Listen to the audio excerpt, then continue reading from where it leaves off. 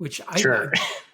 people probably don't even know this. I mean, I can fit 5 times as many cores into the same real estate on a chip than I could 10 years ago, Right. which is astronomical. It's incredible. And the Yeah. number of You cores I know, can have on a single computer are in the hundreds now. yeah, I look at that old Cray machine, the first one I ever ran on. I think it was called Beagle, actually. And I don't even remember the exact specs on it, but that exact system, I kind of want to do this after, compare what it would look like today on, even, some of the newer, let's say, cloud instances coming out. Welcome to Embracing Digital Transformation, where we investigate effective change leveraging people, process, and technology. This is Darren Pulsipher, Chief Solution Architect, author, and most importantly, your host. On today's episode, The Perfect Storm, Cloud, HPC, and AI, with special guest Matthew Shaxted, President of ParallelWorks. Matthew, welcome to the show. Thanks, Darren. Happy to be here. Hey, we had a great conversation at FCA West. When was that? 2-3 weeks ago? 2 weeks ago? I don't know. Time moves fast. Something like that. And it just brought me back. You knew some of the people I used to do work with in the Global Grid Forum and the Open Grid Forum back at the turn of the millennium. I had a lot of fun doing that stuff. And you brought me back to those times. So I said, we have to have Matthew on the show because you actually have something to say besides just reminiscing with Darren. But before we get into that, Matthew, tell my audience a little bit about yourself, your background, and why we're talking to you today. Sure. Yeah. So I'm Matthew Shaxted, president of ParallelWorks. Sure, we'll get into what we do a little bit more. But I have a background in civil engineering, actually. And I was a practicing engineer at some large architecture and engineering firms in Chicago. That's where I'm born and raised, running a whole bunch of different types of simulations for that industry. So structural, CFD, we did a lot of topology optimization, radiance analysis, energy modeling, a wide gamut of simulation physics. And when I was in these companies, my job was to take the designs and try to make them better through simulation. So long story short, I needed bigger computing resources to run these type of things. That led me to Argonne National Lab, which is the Chicago area, one of the leadership computing facilities in the country. And the process began how to start running on the big iron machines, right? I met my partner and co-founder of the company, Mike Wild. He's our CEO there. That was in 2014, I think. So almost 10 years ago now. And they developed technology at Argonne and through this research team, somewhat affiliated to the Globus Group and Grid FTP and all that. I know the Globus Group well. Yeah, there you go. Yep. Awesome. But they created technology that helps you scale workflows from your desktop or maybe a small set computing environment up to these massive machines. And I remember very clearly the first simulation I ran on, I think it was some older Cray model sitting on Argonne's floor. And it was like 20,000 cores. And, before that, I was used to 100 cores here, maybe my laptop simulation. So the first time being able to run 20,000 cores all in once, in a matter of, doing more work, computing work than I probably ever achieved. I was like, wow, this is amazing technology. So we basically spun this workflow fabric. It was called Swift at the time. It's evolved since then. Spun that out of Argonne. It was Apache 2 license, so it was pretty easy to do that. And we created what is now ParallelWorks. And it started very much focused on basically commercializing this workflow fabric, making it easy for industry to scale and democratize their primarily HPC related workloads. But over the 10-year timeframe, it's kind of evolved much more into, hybrid multi-cloud computing environments. So we do a lot of HPC, but more and more they're turning into ML and like the intersection of ML workloads with HPC. So sure, we'll talk more about that, but yeah. Yeah, that's really interesting because I dabbled in that world 20 years ago. where I know the Globus guys really well because I did a lot of work with them. But what I thought was interesting at the time was the only people really using high performance computing, these massive machines, were scientists or anyone that was running big, huge simulations, right? Yep. Whether it's nuclear explosions or weather prediction or crunching numbers coming off of the CERN super collider, whatever. Mm-hmm. But I mean, these machines cost hundreds of millions of dollars, right? So they weren't just handing them out to any, consulting firm or a Right. civil engineering firm that was doing whatever.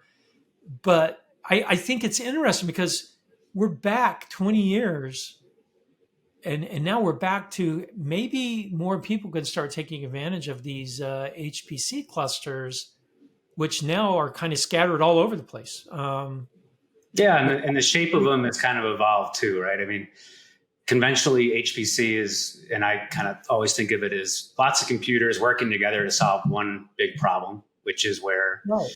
why these systems are so expensive and very specialized. And, now cloud comes along, and for a long time, the performance to achieve those same type of workloads, lots of cloud instances working together to solve one problem for many years kind of wasn't there, or, people didn't think the performance was there. And then the total cost of ownership is higher. And for, we've been doing this for 10 years, right? So I've kind of watched, we were trying to go hybrid cloud before it even was a thing. And before people were even convinced it could perform as well as like a few generation old Cray machines.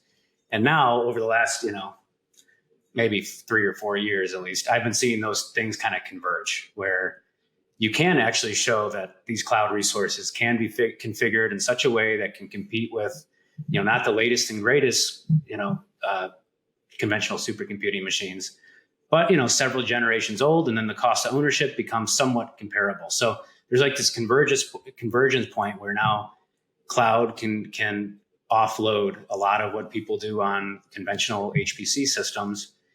And it's enabling a whole bunch of new things, which is where I think ML kind of plays in.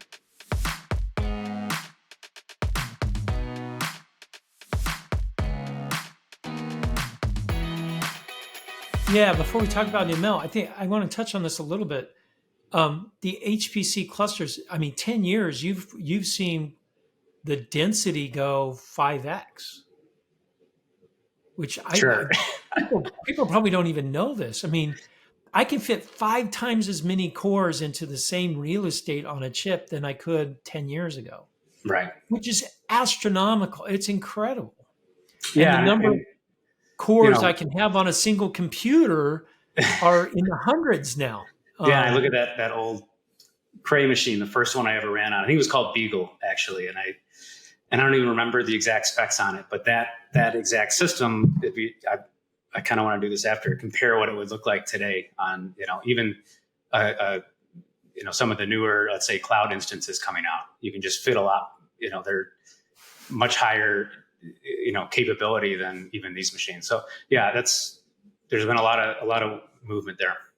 So what that means is the workloads that used to cost me, where I'd have to buy a supercomputer to run with, tens of thousands of cores, I can now run and spin up in a cloud and run it in a shorter period of time. And it only cost me $1,000 instead of millions of dollars. Potentially. I think, it depends on like any response here, depends on the shape of the workload. There's ones that, and we handle kind of both cases. We have workloads that want to run 1 million tasks on some group of instances, and they're totally unrelated. And cloud instances in particular are really good at those. And you can spin up a lot of nodes and you run them in containers and they're all processing and you can have fault tolerance on it. And those things, yes, each individual task may process faster. And, each CSP, cloud service provider, is generating, they're bringing on the next set of Intel machines and AMD and NVIDIA, and it's a race, right? It's always happening. Well, we don't like to talk about those other guys, but yeah, okay, I'll keep it focused, right? Yeah. So the newest, and we were just talking about the AMX accelerators from Intel, right? Oh They're yeah, in the 7 series on AWS. So like those things get introduced, we go and run the same workloads we were running on the 6 series over there, and it's suddenly you get a 10% boost in performance for like same cost or a little less. And so that's happening a lot. But so yeah. because of that, because compute is becoming even cheaper to consume, either in the cloud or on-prem, they're both becoming very easy.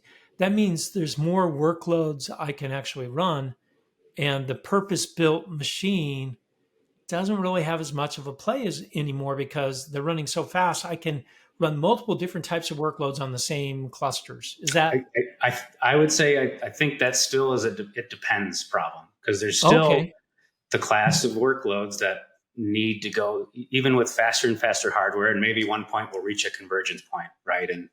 And this will completely, I can do everything I'm trying to do, like with our NOAA engagement, we have an acceptance test that runs on, we have to compare it to their about 2 to 3 year old Cray machine. It's a 5,000 core job. We run it on the C5 series instances on AWS, right? It still takes, it's 5,000 core job on AWS on those series. And it's about 100 nodes working together, right? Maybe one day all those things will converge and I can do that on my phone. Yeah. But for now, even, the HPC 20i series, whatever, it's, maybe at that point it start to converge. But what's happening is you change the shape of the actual jobs themselves. So instead of 100 nodes, of a certain type, now we can run it on 50, get a performance boost, and you spend, half the cost. And that's exactly what we're seeing on, this hardware kind of race that's going on, I'll call it. Every quarter new series are coming out. We go and run our same benchmarks and show, hey, here's your 20% boost at less costs. And right. That makes sense. Now, even with the hardware becoming more accessible, it's still, I remember setting up these clusters. It's still hard to set these clusters up and to tool my job. Yep. My workload, I have to tool that up to take advantage of massively parallel. It's still a lot of work. Still a lot of work. but you guys, that's where your sweet spot is, right? That's where you're trying to make that's it kind easy. of the whole reason we exist, really, because if it was really easy to leverage, lots of these computers all working together, right, and configure them and tune them, we would have left us a value in the space, right? The reality is right now, when you want to actually leverage these things, there's a lot of intricacies that start to come into play to get top performance out of it or get best cost performance, which is a big component. And you don't really start seeing these things until you get in under the covers of it. But it's like, all the networking configurations, when you go multi-cloud, every cloud service provider has a different recipe for extracting best performance out of their network, for example. And if you don't do these things, it won't perform because this one is still, using TCP over, Ethernet. This one's using some Mellanox driver that's been configured. This one has their specialized interconnect that bypasses. So each one is like very different. And, in a world where you can just pick one and work in that one for a long time and get a lot of experience there, it's great, and you can be very successful doing that. I think we've been seeing more and more organizations wanting the ability to go between these different environments, and in a way, treating their on-prem environments in the same type of category, and they just can select which one when. Yep.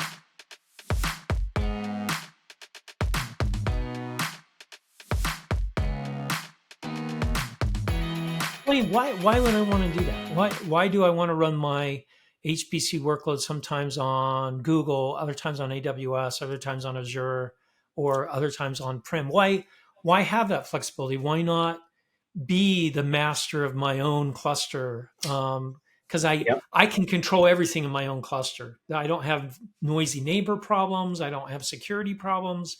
Everything's contained. So why go beyond those walls? Yeah, I mean, I think it's a few categories there. It's economics, right? So still, if you have the capability to do so, managing your own sets of resources is still, I think what generally is perceived as the lowest total cost of ownership when you have those capabilities, in house already. What happens though is you're generally under a lot of resource contention, and when you have engineers or people training ML models, or in the case of like defense work, doing some mission critical scenario playing, people can't wait a week for their job to start. There's a resource contention problem, right? So that's where just having the ability to now burst out into these other environments is very valuable. And people say a lot, buy the base, rent the rest. That's like kind of a phrase. I like that. Yeah, I've been hearing that. That's a phrase said, and we, you get the capability to do that. Also, though, we've been seeing the on-prem refresh cycle of these systems. It's kind of on the order of years, right? I mean, you can't go get in the newest FPGAs from that AWS is going to be rolling out like next quarter into your own shop as quickly, generally speaking, or the new accelerator version from Intel, right? Having the ability to now say, we're going to go and run on these AMX accelerators tomorrow and not have to wait. That's a big consideration as well. Okay, so that makes sense to me, right? I can get access to new technology immediately, or as soon as it's available in the cloud. Where if I were to buy it myself, that's expensive. There's one thing you said that I thought was interesting: resource constraint. Are these supercomputers constantly running all the time? No, I think generally, I mean, for what I've seen, the centers, they try, these facilities or organizations that have these internal resources, they keep them as heavily utilized as possible, right? Because it's a one, big CapEx outlay. And then you're trying to maximize the usage of it before it gets too old, really, which is, 4-year time. And now you got the next refresh, right? So I hope it's every 3 years, right? I want it to be every 3 years that they refresh. Right. Exactly. Yeah. Right. So yeah, I mean, generally they are very constrained. I mean, I won't say specific orgs, but we have ones where it is literally you submit a job into the cluster and you wait a week before it stops or before it starts. And before it starts. Well, wow. Before it starts, wow. You make a mistake and then it's like, oh, I got to go wait another week. And yeah, you can get priorities, but they're very heavily constrained. There's other jobs running there. All right. Yep. So you guys provide an easy way then to span on-prem, in the cloud, multi-cloud.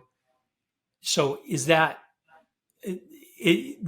your focus of your company, is to make that easier for me as a scientist or whatever, to run HPC workloads anywhere. So I can take my scripts, whatever I have, I just hand them to you, and that sounds really easy.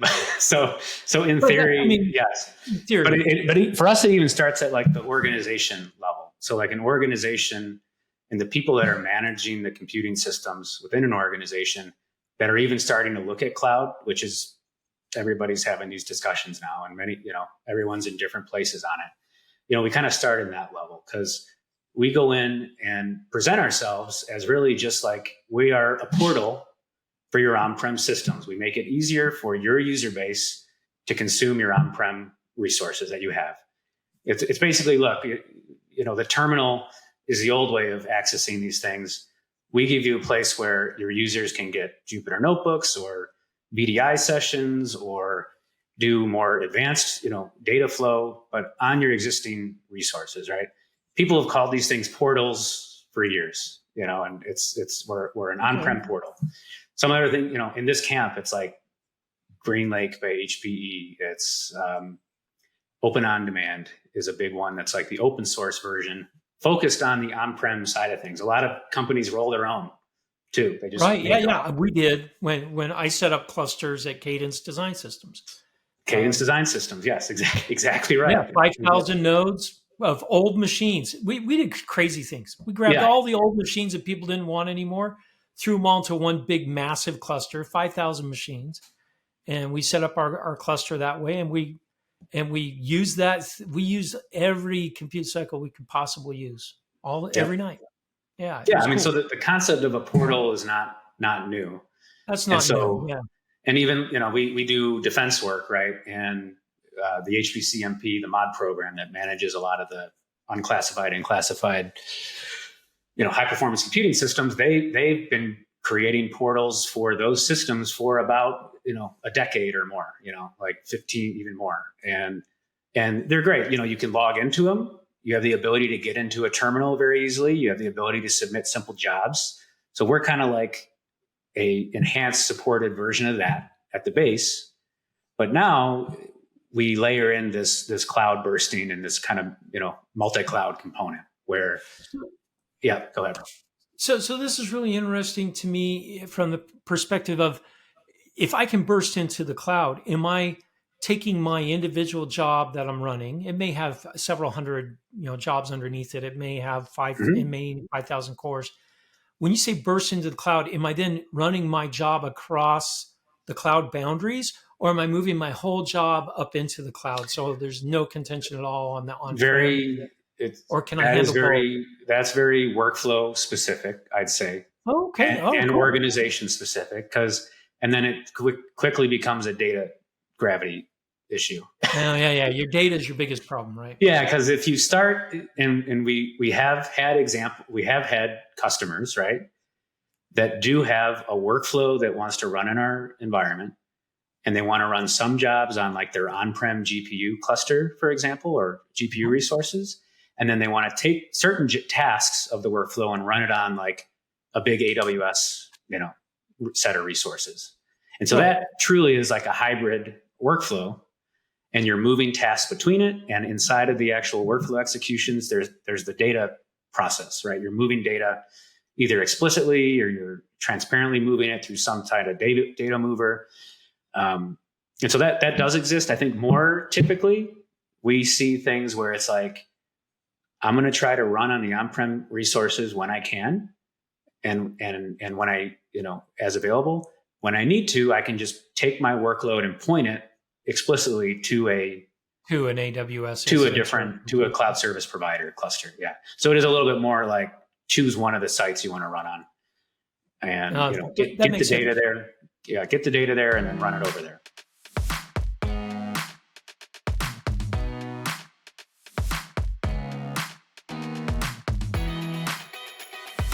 Now, another thing that you mentioned to me is, and a big concern, because we had a customer that wanted to run HPC in the cloud. I'm not going to mention who they are. They know who they are. I don't want to embarrass them too badly. But they set up a couple nodes in the cloud in their cluster and a couple nodes on-prem in the same cluster. And they were just running their jobs. And their egress costs went through the roof.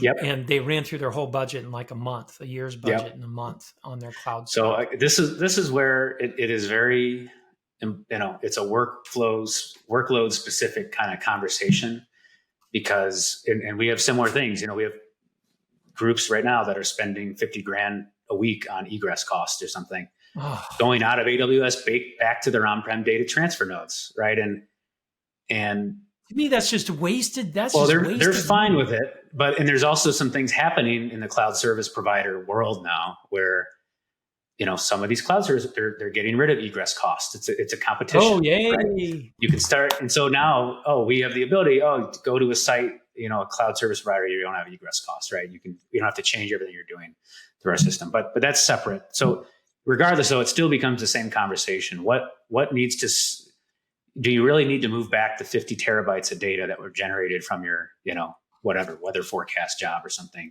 What can stay in the cloud? Can you post-process in the cloud to make it smaller? It's kind of part of that whole discussion. So it's not as easy as I'm just going to take my workload and just jam it into the cloud. I have to think about it still. There's some things I have to think about: data movement. What value am I getting out of that? Now, you guys have some tools to help me with my cost controls, correct? Yeah. So, and honestly, just touching on cost, I didn't want to go there, but it is another reason multi-cloud is a great advantage, because big organizations have a lot of negotiation leverage with each cloud service provider. And having the ability to not be locked into one gives you the best footing to negotiate your annual cloud contracts. So, but regardless, so when you start running in cloud, and most people know this, as soon as they start going into any of the providers and spin up some nodes, you can spend a lot of money very quickly. And I remember back when I started getting on the cloud, and I think I left like 100 instances running. And this is like my first job out of college, and I burned like 10 grand in like a weekend or something. And everybody was like really upset about that. And I was like, well, I'm sorry, I don't know. So that's not a unique occurrence. Oh, no, it's not. It's not unique.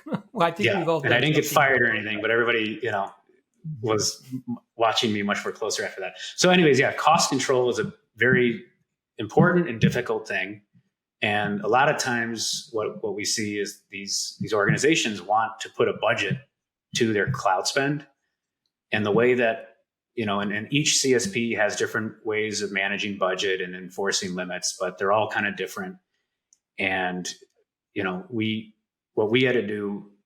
wanted to do and started doing this years ago is make the cloud feel more like a conventional budgeting allocation system, where it's like, you as the organization manager of the spend of your computing cycles, you want to give this group $10,000 to spend on the cloud, and they cannot go over it.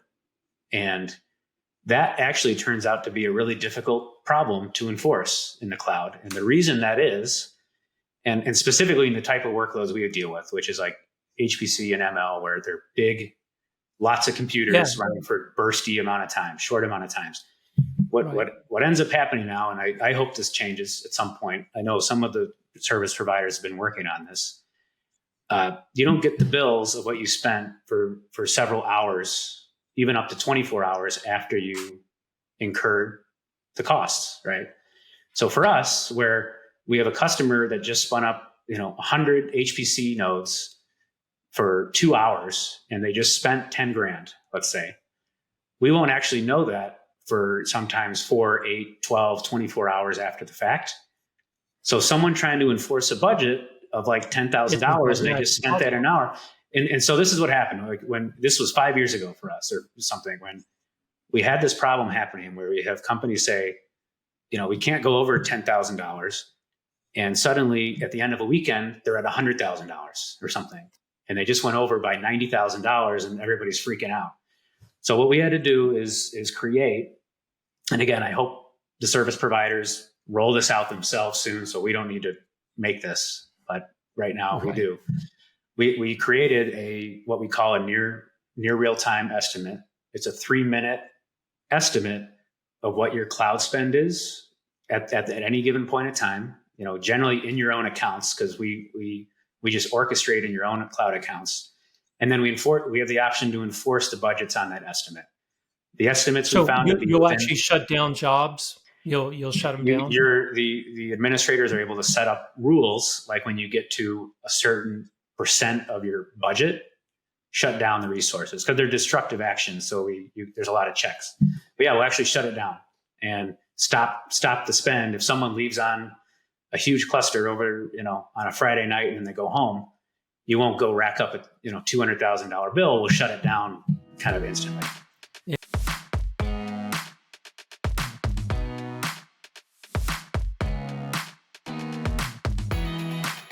But so you guys are what you've done is you've made it easy now for anyone to upload their types of workloads into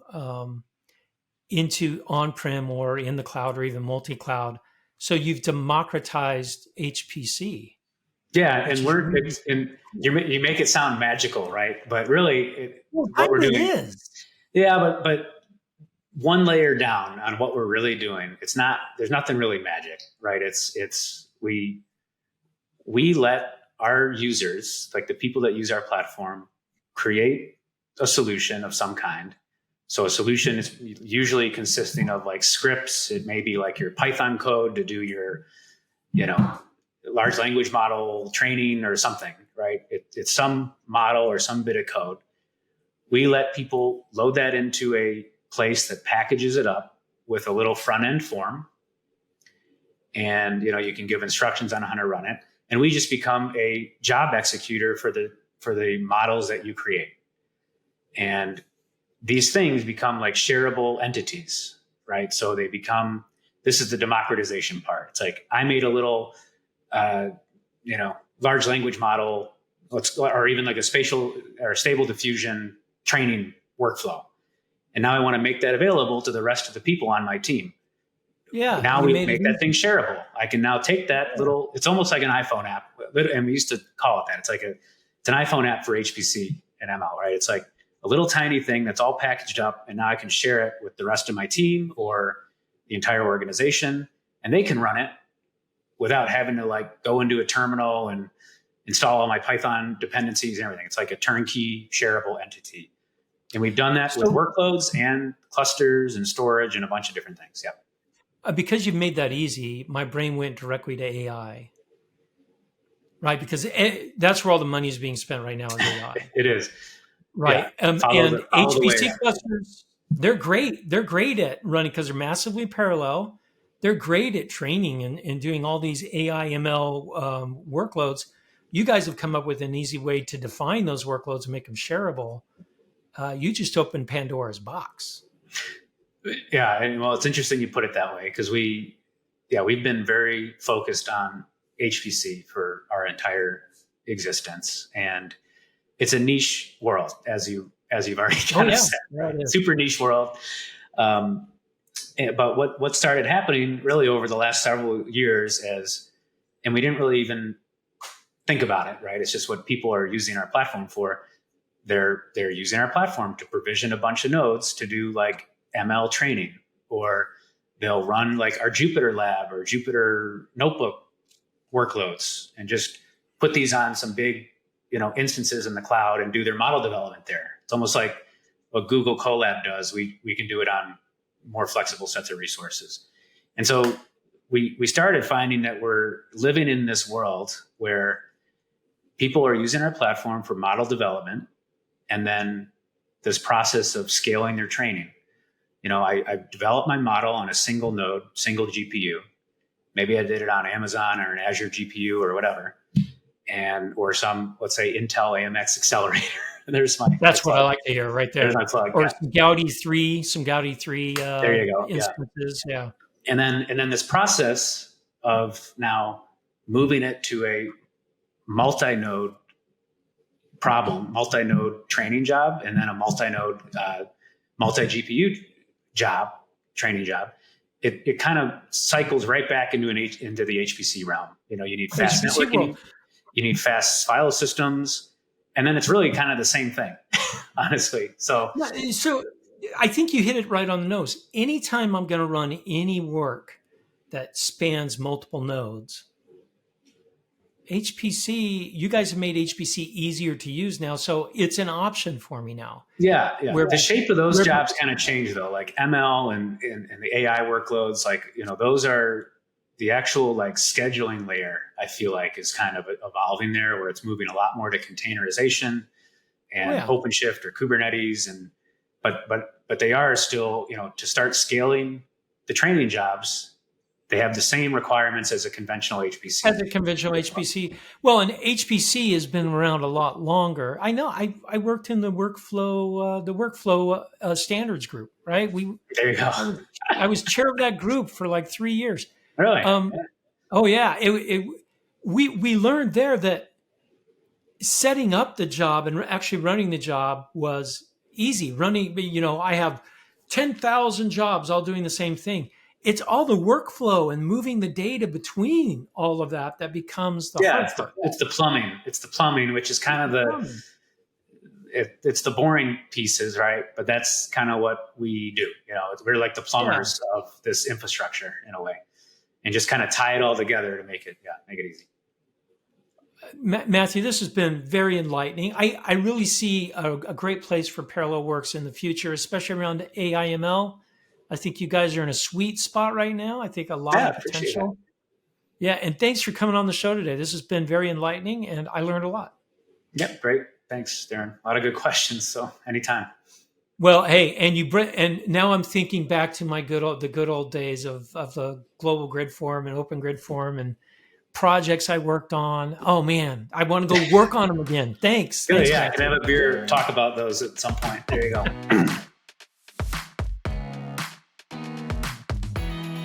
Thank you for listening to Embracing Digital Transformation today. If you enjoyed our podcast, give it 5 stars on your favorite podcasting site or YouTube channel. You can find out more information about Embracing Digital Transformation at embracingdigital.org. Until next time, go out and embrace the digital revolution.